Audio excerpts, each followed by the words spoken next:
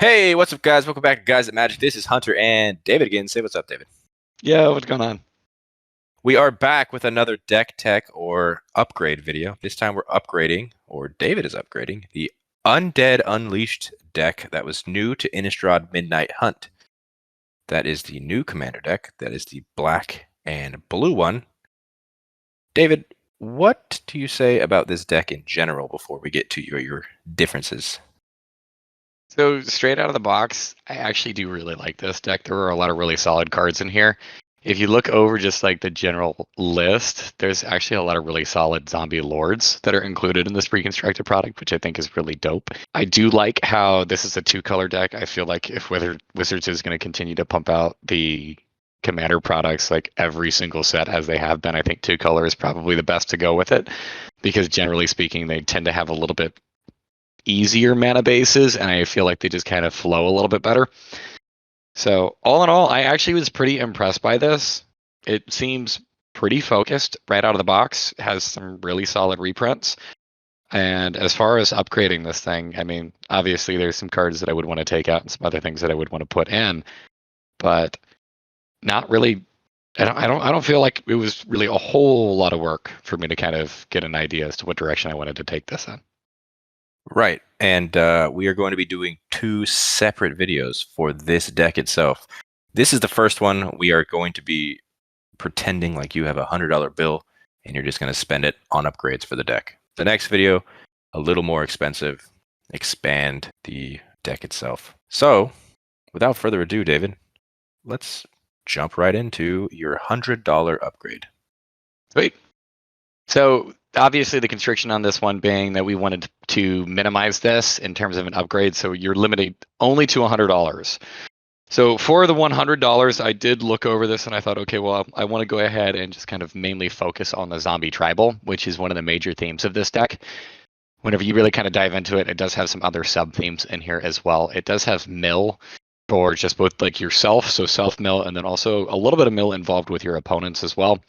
And then there's also some recursion inside this deck, as well as some recursion from all graveyards, so that being from your opponents as well.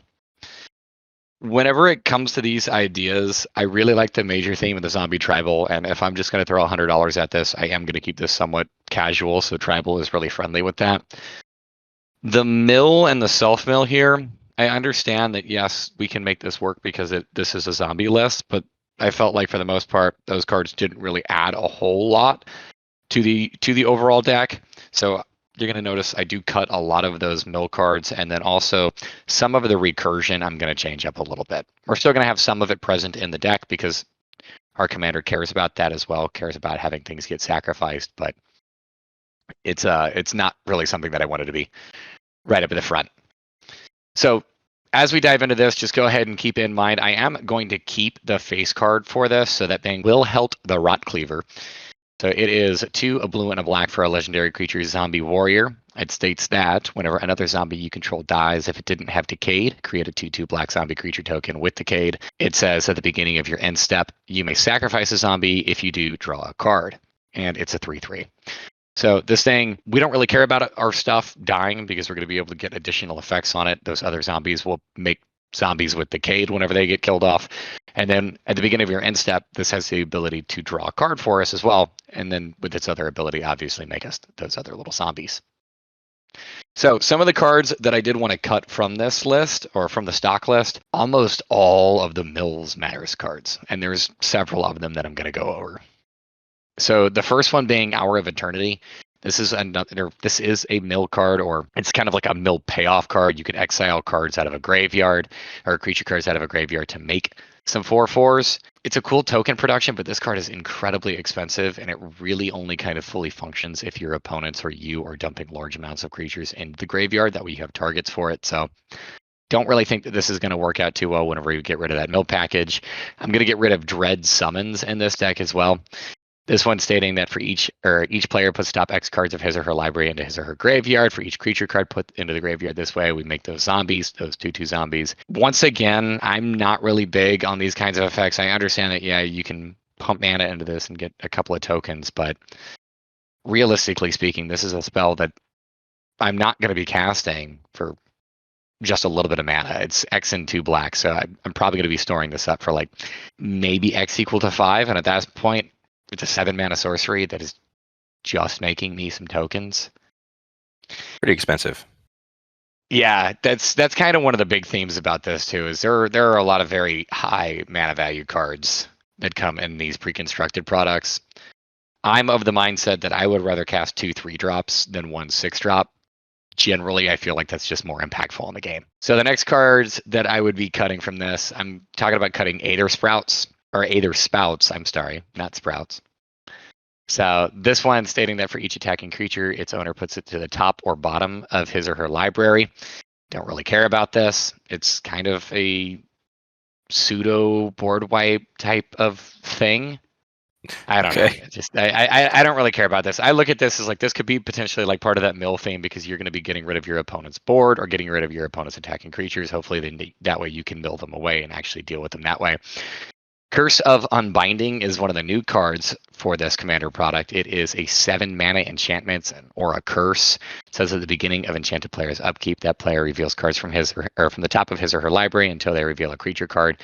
You put that card on the battlefield under your control, and then they get the rest of the cards that revealed go to their graveyard. That sounds like it fits with your zombie theme.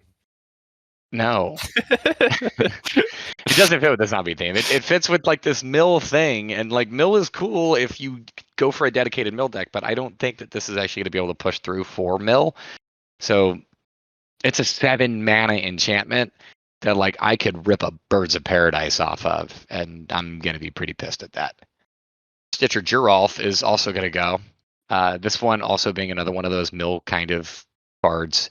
It has an ability where you can pay, tap it, and then also each player puts the top 3 cards of his or her library into his or her graveyard. You can exile up to 2 creature cards that way, and then you're going to be able to make a zombie based on that effect. Same kind of thing. Don't care about this. I understand that this is a little bit of like it's a plant so that you can interact with other decks that maybe do care about their graveyards. That way you can start exiling things out of their yard, but I feel like there's better options than a 5-drop creature for you to be able to do that. Gravespawn Sovereign is 6 mana for a big zombie.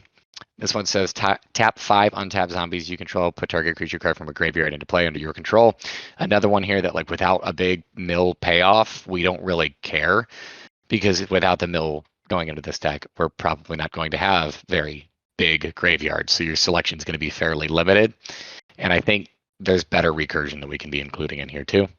And then the last one being Forgotten Creation. I've tried several times to make this card decent, and I just can't seem to actually figure out how to. So it's 4 mana for a zombie. It's a 3/3, and it says at the beginning of your upkeep, you may discard all the cards in your hand. If you do, you draw that many cards. If your hand is shit, you can toss it and hope you get something better.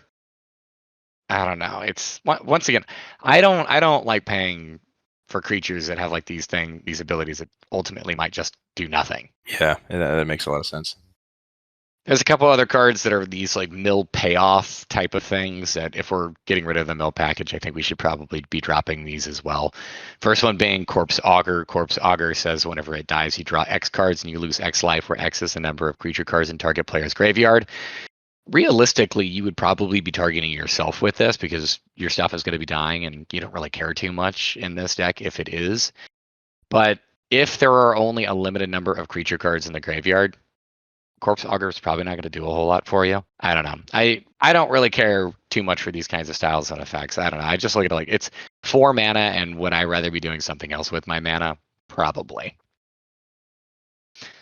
Undead Alchemist is another one that I'm going to kick out of here. This one states that if a zombie you control would deal combat damage to a player, instead that player puts that many cards from the top of his or her library into his or her graveyard. So once again, feeding into this mill aspect. It also states that whenever a creature card is put into an opponent's graveyard from his or her library, exile that card, and then you put a 2/2 black zombie creature token onto the battlefield. So it's going to eat up their library. You're going to create more tokens off of it that hopefully eat up the rest of their library. This was the one that I thought maybe had the potential to stay in the deck because this actually could potentially like turn into a alternate win condition for you. If you are making lots of zombies because you are exiling a lot of their creature cards away, that's dope.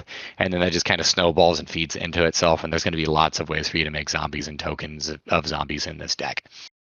So I am cutting this card just because once again, it cares about that mill. But this one I think probably had the strongest argument for me because it has that potential win con upside. Ghoul's Night Out is another one of the new cards for this commander product that I'm going to be cutting from here as well. This is a mass recursion spell. You're going to be able to put creatures from all graveyards back onto the battlefield. If you're milling, that's great. This card would be fantastic because then you have a wide selection of creatures you can choose from. If you're not milling, you're grabbing, I don't know, some utility creature that probably isn't going to be super impactful. I just like the name of the card. I mean, it's cool. I like the artwork for it, and I'm not saying that the card is bad. I just, with the direction that I want to go with this list, it's just it doesn't fit. It's a play on Girls' Night Out. Get it? That's cute. And then the other one here that I'm looking to cut is Zombie Apocalypse. Zombie Apocalypse is 3 black for a sorcery. It says return all zombie creatures from your graveyard to the battlefield tapped, then destroy all humans. Okay. This is like a blatant play this deck up against the Selesnya one that came out from Innistrad, because that one is humans tribal. I feel like this is like in this deck specifically to contend with that deck.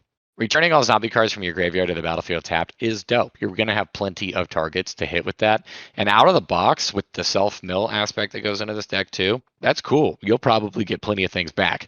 Going up against the Selesnya deck, you're going to absolutely wreck them. Yeah, it's a very good card to be paired against the human Lenore. But like in a typical pod, that's not a board wipe.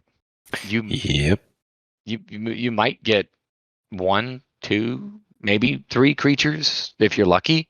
I mean, you might kill those creatures if you're lucky, and then you grab a couple of zombies from your yard. I don't know. It's a very expensive sorcery, and 6 mana is very quickly reaching the point where, like, in order for me to really consider it and want to put it into the deck, it has to do something really impactful. And setting myself up to just feed into a board wipe next turn, I don't know is what I want to be doing. So that being kind of the mill or cares about mill thing that I'm looking to cut from this deck. The next category are just cards that I just don't think are very good or just very inefficient, and kind of a running theme with all of these is that they're very expensive. The first one being Gorex, the Tomb Shell. It's 6, a black, and it does have an ability on it where you can make this thing cheaper. So it says, as an additional cost to cast this spell, you may exile any number of creature cards from your graveyard. The spell costs 2 generic mana less to cast for each card exiled this way. So, I mean, technically you could get this thing out as a 2 mana 4/4.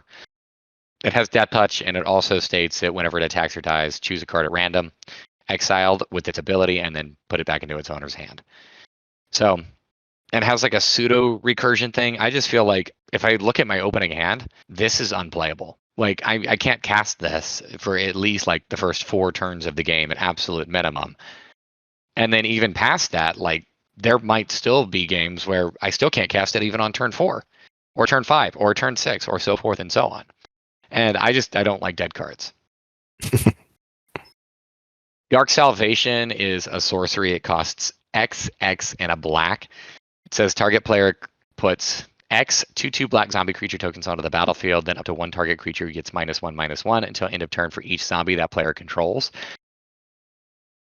No. Just no, David? Like, okay. It's probably the most expensive removal spell that you're going to cast. So say, for example, you dump 7 mana into this. 7 mana gets you 3 2/2 black zombies. And I'm going to make the assumption in this deck that whatever creature you're targeting is probably going to die. You're probably going to have enough zombies in play, plus the ones that you've just made, to kill whatever it is that you need to kill. I don't want to have a sorcery. I don't want a kill spell that I feel like I have to dump a ton of mana into in order to get value out of it. I want my interaction to be as cheap as I possibly can make it. Okay. So this card, not quite making the cut for me. What else we got? Another one not quite making the cut for me is Ruthless Deathfang. This is 4, a blue, and a black for a dragon that managed to sneak its way into this deck.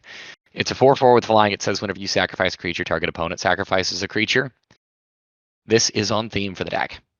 but I'm cutting it because I think that there's another card out there, and we'll talk about it whenever I want to swap this one out for another card that I think actually just does this exact same job, but better. Okay. So, I'm going to be cutting this one. I do feel like, for the most part, it's just not the most optimal choice. I don't think it's necessarily a horrible card, but I have my reasons. Next up, we have Overseer of the Damned. Overseer of the Damned is 5, a black and a black for a creature. It's a 5/5 with flying. It says whenever it enters the battlefield, you may destroy target creature, and whenever another non-token creature an opponent controls dies, put a 2/2 black zombie creature token onto the battlefield tapped. So it kills something, makes tokens for you. It does that token production. Honestly, I would love this card if it were cheaper, but 7 mana is still a fucking ton. That is a lot of mana. Like it's got a huge upside here, but this is probably not winning me the game. And at 7 mana, I really need that spell to be my closer. Mm-hmm. Siphon Flesh is one of the other ones that I'm going to be cutting from this. This is 4 and a black for a sorcery. It says each other player sacrifices a creature. You create a 2/2 black zombie creature token for each creature sacrificed this way. Typically, whenever I have played Siphon Flesh in the past, what ends up happening is I spend 5 mana and I kill some creatures that no longer have any value because my opponent's just going to select whatever thing they don't care about to be sacrificed. Or heaven forbid, they're playing any kind of graveyard deck themselves or a deck that actually cares about sacrificing. Oh no, I'm sacrificing my token. Exactly. Which they probably won't care about.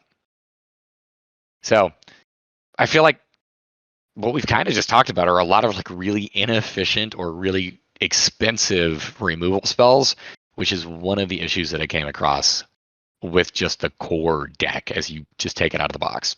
The last card that I'm going to take out of here, and I don't know why Wizards keeps reprinting this thing. I feel like this is like what the third Commander product that this has been reprinted in, or I don't know. I feel like I see this card everywhere. Is Eater of Hope. Eater of Hope is another 7-drop. It's a demon. It's a 6/4 with flying. You can pay a black. It says sacrifice another creature to regenerate Eater of Hope. You can pay 2 and a black to sacrifice 2 other creatures to destroy target creature. It's a 7-drop that actually literally does nothing whenever you cast it. You have to have more mana to make this thing even do anything. There's no world in which I want to play this. The last like big card that I'm going to take out of here is Prowling Geistcatcher. This being another one of the cards that was printed specifically for this product. It is a 4-mana creature. It says whenever you sacrifice another creature, exile it. If that creature was a token, put a +1/+1 counter on Prowling Geistcatcher. It says whenever Prowling Geistcatcher leaves the battlefield, return the card exiled with it to the battlefield under your control. So it does this kind of like pseudo recursion type of thing. And you don't like it?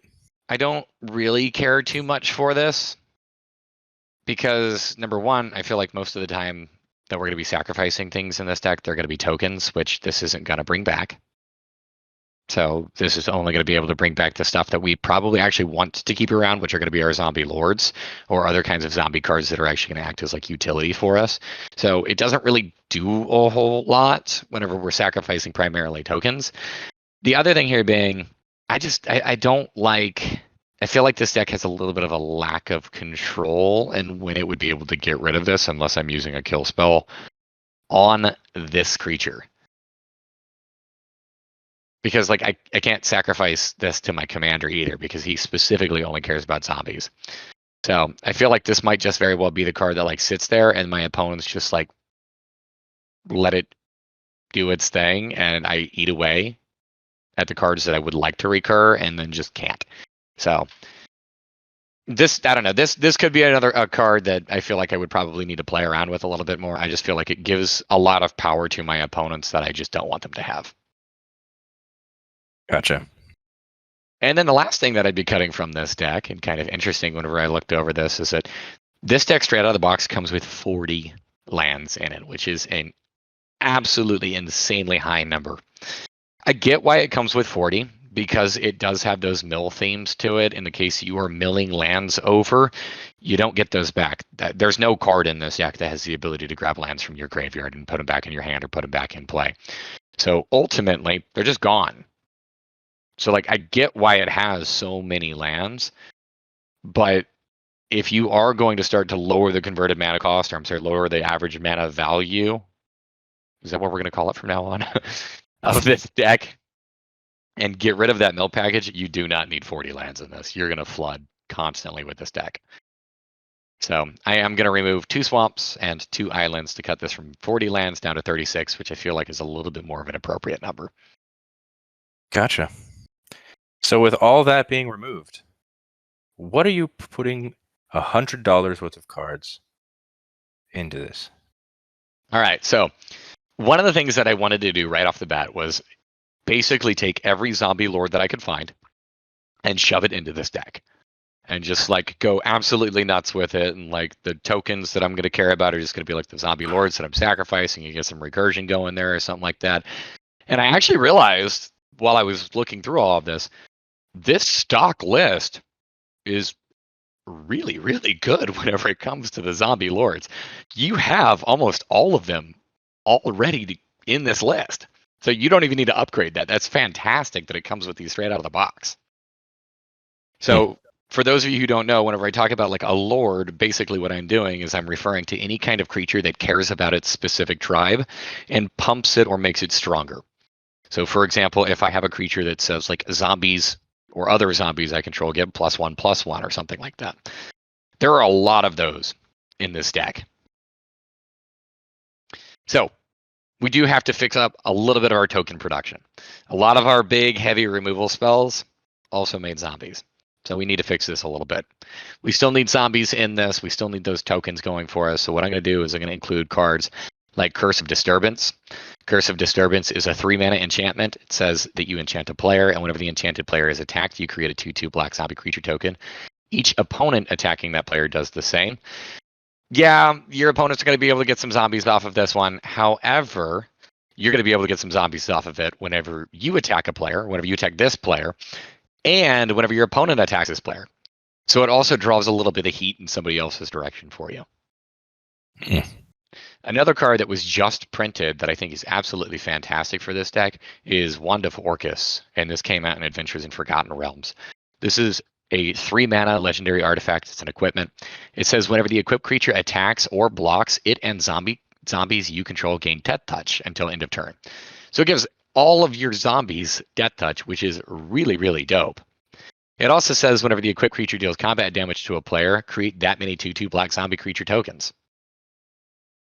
So makes more tokens for you, makes your zombies way more lethal, because now your opponent's probably just not going to want to block these things. Or probably not going to want to swing at you, because if this creature, the equipped creature, is blocking, your zombie is going to have Death Touch that way too. Yeah, it seems pretty good. Next up, we got to talk about... Who would have thought D&D would make good cards? I think that there were some definite plants in D&D. We're still going to have some zombie token creators, but what I want to do next is kind of just mainly talk about some of our removal package, because I feel like there's a little bit of an overlap with our token production. So we got to fix up the removal in this, because most of the removal is incredibly expensive. It's at sorcery speed. It's just not doing it for me. It's not interacting with my opponent in a way that's profitable for me. The first one that I want to talk about is another zombie that we're going to be throwing in here. This one is Noxious Ghoul.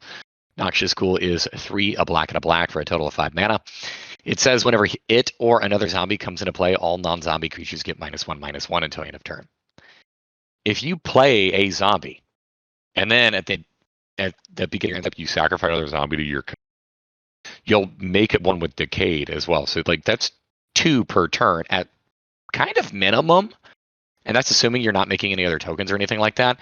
Your deck is almost entirely consisting of zombies. So it's not unlikely for you to be giving everything -1/-1 to -5/-5 per turn. This is a board wipe that's going to potentially happen every single turn, and it doesn't really affect you. Mm-hmm.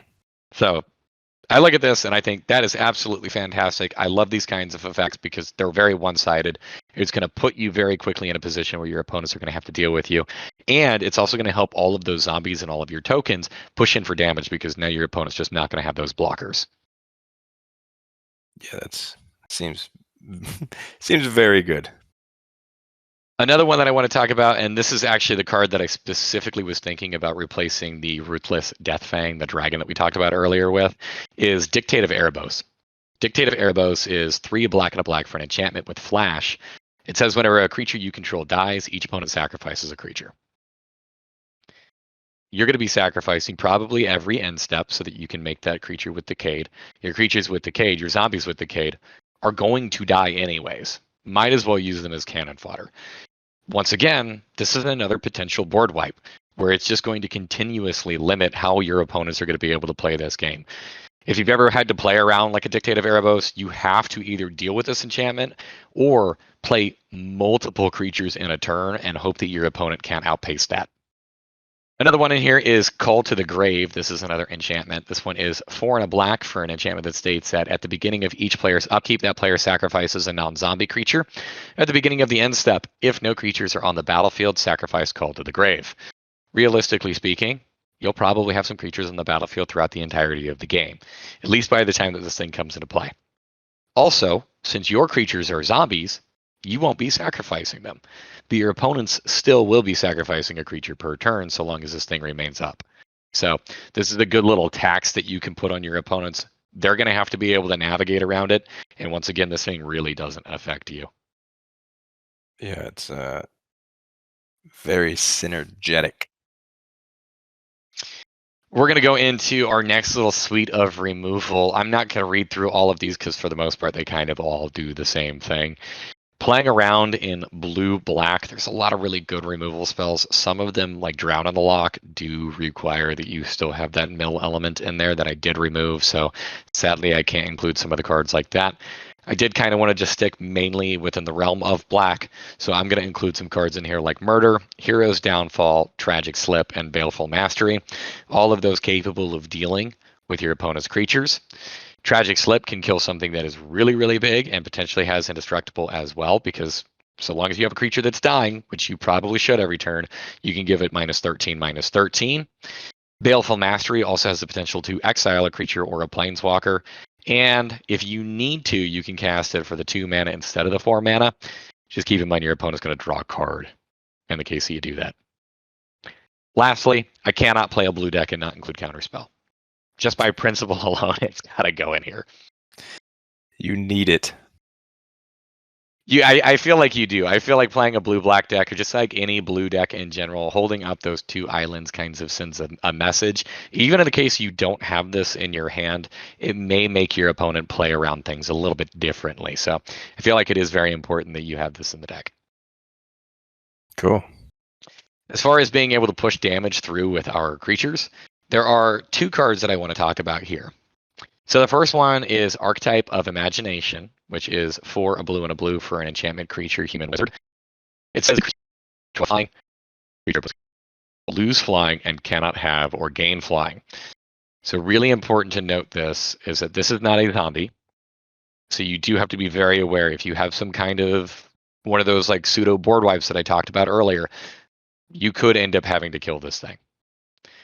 With that being said, you could substitute this out and have the same kind of effect or a similar effect with Wonder. Wonder is a card that, if it's in your graveyard, creatures you control have flying. And, well, if it's in your graveyard and you control an island, creatures you control have flying. So I just wanted one of those styles of effects in here. I'm going to include Archetype of Imagination just because it has that additional upside where my opponent's creatures will lose flying. So all of my zombies coming in now with flying, they're not going to be able to get blocked. I'm going to hit for quite a bit of damage this way. Flying zombies sound terrifying. Sounds dope. Zombie Master is another card that I want to include in here. This one is a very, very old card. So it is 1 a black and a black. It is originally printed as Summon Lord. However, it is a zombie. It says all zombies in play gain Swamp Walk and pay a black regenerate for as long as this card remains in play.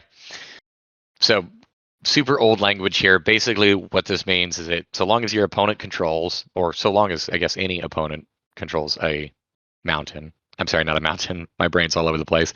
A swamp, your zombies can't be blocked. Now, if your opponents are playing with zombies, that means that their zombies also won't be able to be blocked so long as the defender or the defending player has a swamp too. So this is kind of a world effect.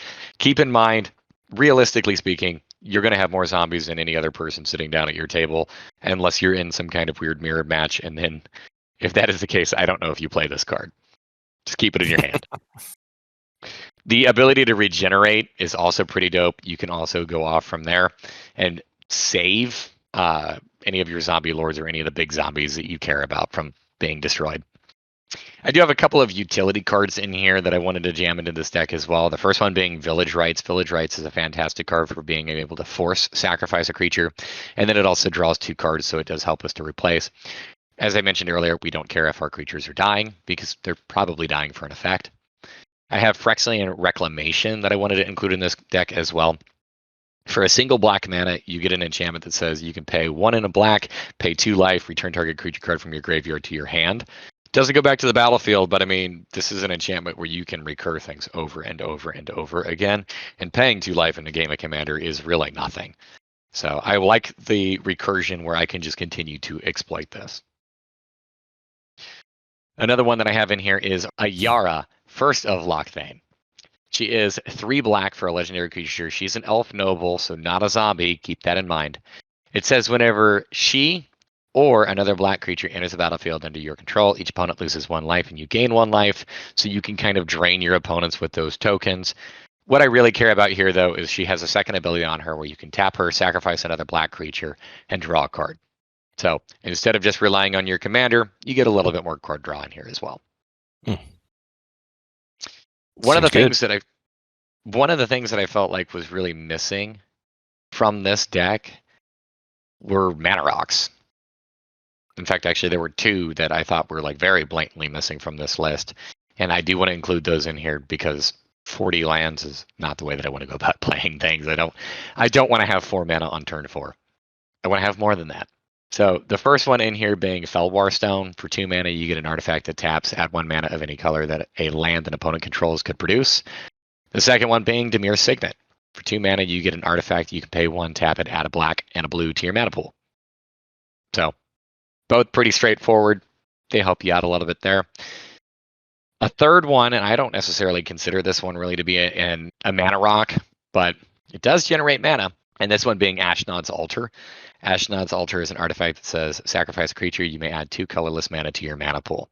So this will help you reach to get some of your more expensive spells. It also helps you to sacrifice some of those zombies that maybe you don't care about because they have decayed or something like that.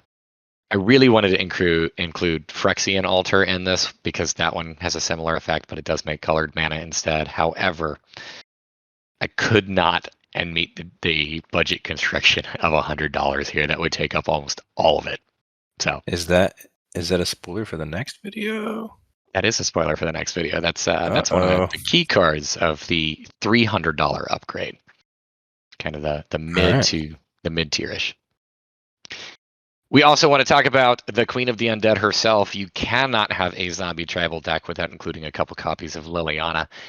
Thankfully, this deck actually does come with one already. So Liliana Death's Majesty is already included in the deck, but I figured why stop there? So also included in here, we have Liliana Untouched by Death. This is 2, a black and a black for a planeswalker. It starts with 4 loyalty.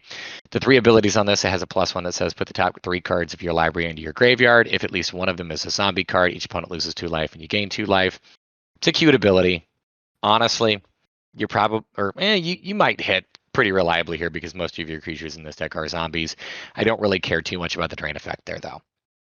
She has a -2 that says target creature gets -X until end of turn, where X is the number of zombies you control. That should be enough to kill whatever you needed to kill. And then her last ability is a -3. It says you may cast zombie cards from your graveyard this turn. So wonderful little recursion there. Get those lords back. Lord. Yeah.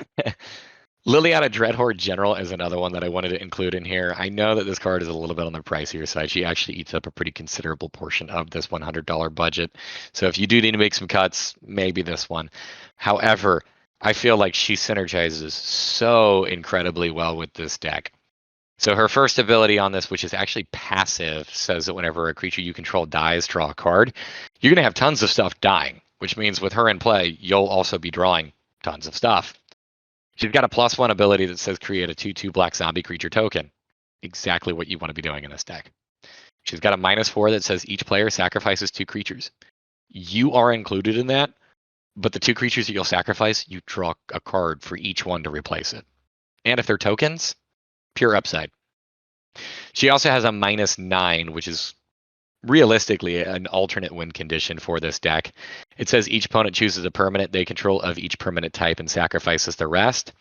If you've managed to ultimate Liliana Dreadhorde General, you've won the game. Your opponents are not going to be able to function once they get nuked down to only having one land and maybe a mana rock. They're not coming back. Yeah. Liliana, incredible. Two other cards to kind of wrap this one up that I wanted to include in here are some very notable zombies.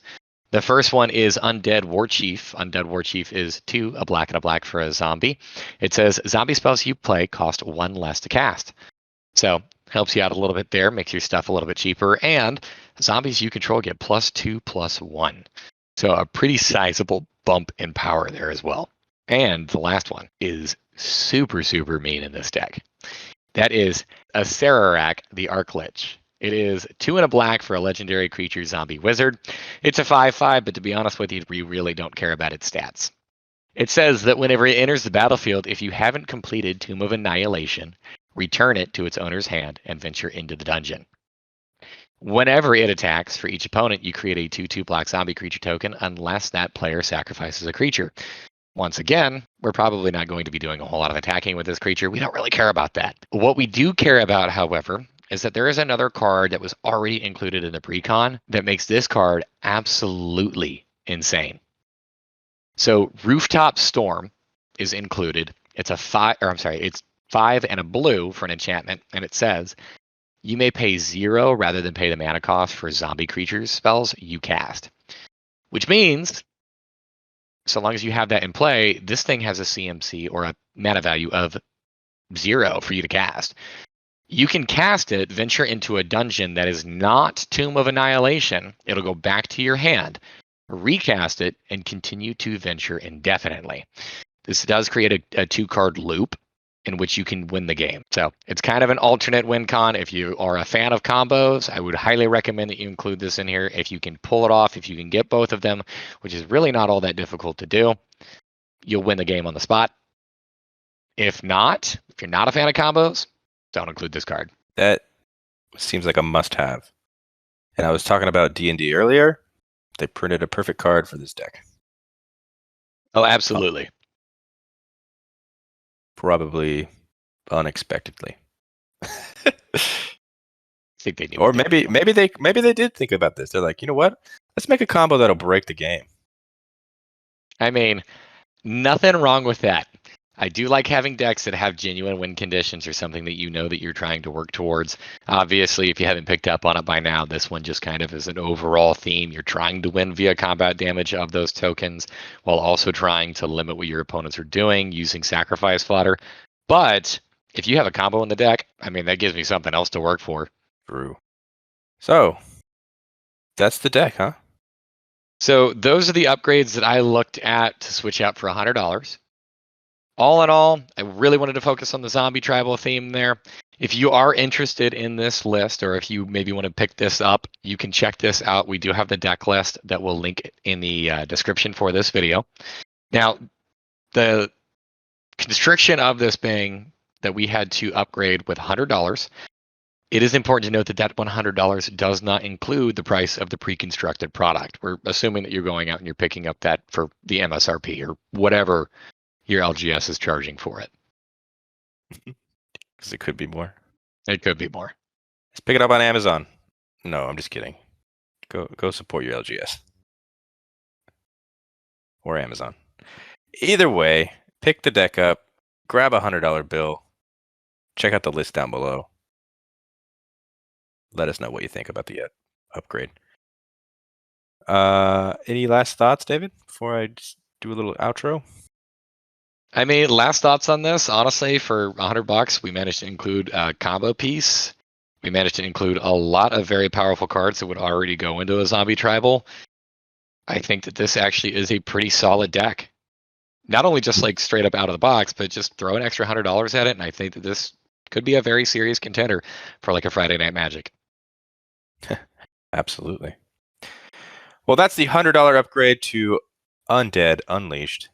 Hope you guys enjoyed that video. We are going to be making, like David said, gave a little spoiler to a $300 upgrade for the exact same deck. I am also doing the upgrade for Lenore Autumn Sovereign. That should be coming out soon, both 100 and 300 as well. Subscribe to the channel if you haven't already. Hit that like button if you liked it. Follow us on our Instagram and our Twitter for current updates on everything we're doing. Until next time, this is Guys That Magic. Peace. Later.